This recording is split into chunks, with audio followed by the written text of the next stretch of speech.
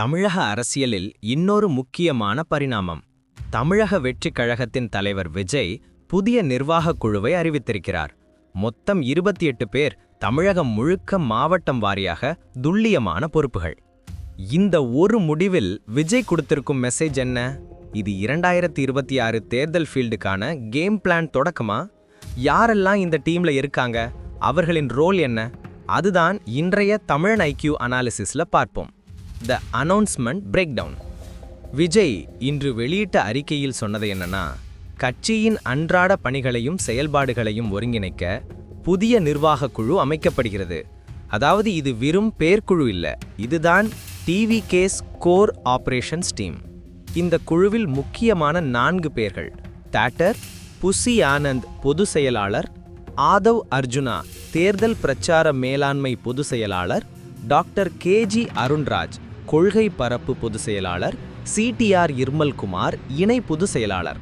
இந்த 4வரும் கட்சியின் brain and communication core. இதோட சேர்ந்து மாவட்ட அடிப்படையில் 24 பேர் கூட இணைக்கப்பட்டிருக்காங்க. Vijay's strategy signal. இதிலிருந்து ஒரு முக்கியமான அரசியல் சிக்னல் தெளிவாக தெரிகிறது. விஜய் இப்போ பார்ட்டி ஸ்ட்ரக்சரிங் ஃபேஸ் முடிச்சு எக்ஸிகியூஷன் ஃபேஸுக்கு மூவ் ஆகிறார். இது சினிமா ப்ரொமோஷன் மாதிரி கேம்பெயின் அல்ல, இது professional management style of politics. பாருங்க, இதில் இருப்பவர்கள் யாரெல்லாம் என்றால், ஐஆர்எஸ் ரிட்டையர்ட் அதிகாரி டாக்டர் அருண்ராஜ், மாவட்ட நிர்வாக அனுபவம் உள்ளவர்கள், முன்னாள் அரசியல் பிரமுகர்கள், எல்லாம் மிக்ஸ். அதாவது விஜய் இப்போ பொது உணர்வு பிளஸ் நிர்வாக அனுபவம் இரண்டையும் பேலன்ஸ் பண்ணி நடக்கிறார். Grass root preparation for 2026. இந்த 28 பேர் தான் ஃபீல்டு லெவல் ஆபரேஷனுக்கு பேக் போனா இருப்பாங்க. நீங்க கவனிச்சிங்களா? ஆல்மோஸ்ட் எல்லா முக்கிய மாவட்டங்களுக்கும் ஒரே மாதிரி ஃபீல்டு இன்சார்ஜ் ஃபிக்ஸ் பண்ணியிருக்காங்க. தாட்டர் மதுரை மாநகர் வடக்கு விஜய் அன்பன், கோவை மாநகர் சம்பத்குமார், தஞ்சாவூர், நாகப்பட்டினம், சேலம், ஈரோடு டெடிகேட்டட் ஆர்கனைசர்ஸ். இது எல்லாம் பூத் லெவல் கனெக்ட் பில்ட் பண்ற கிரவுண்ட் ஒர்க்.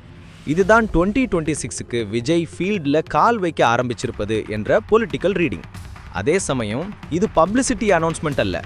விஜய் சொன்ன மாதிரி எனது வழிகாட்டுதலின்படி இயங்கும் குழு என்ற வாக்கியம் டைட் கண்ட்ரோல், சென்ட்ரலைஸ்ட் கோஆர்டினேஷன் என்பதை சிக்னல் செய்கிறது. Final analysis and CTA. சரி, இப்போ கேள்வி, இந்த 28 பேர் கொண்ட டீம் தான் டிவிகேவோட 2026 எலெக்ஷன் என்ட்ரி லெவல் டாஸ்க் ஃபோர்ஸா, அல்ல இதுக்கு மேல இன்னொரு ஸ்டேட் கவுன்சில் உருவாகுமா? விஜய் ஒரு விஷயம் மட்டும் கிளியரா காட்டியிருக்கிறார்.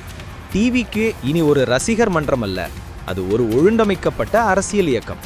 இதுதான் தமிழ்நாட்டின் புதிய அரசியல் அத்தியாயத்துக்கு ஆரம்பம் என்று பலரும் பார்க்கிறாங்க. சாட், நீங்க என்ன நினைக்கிறீங்க?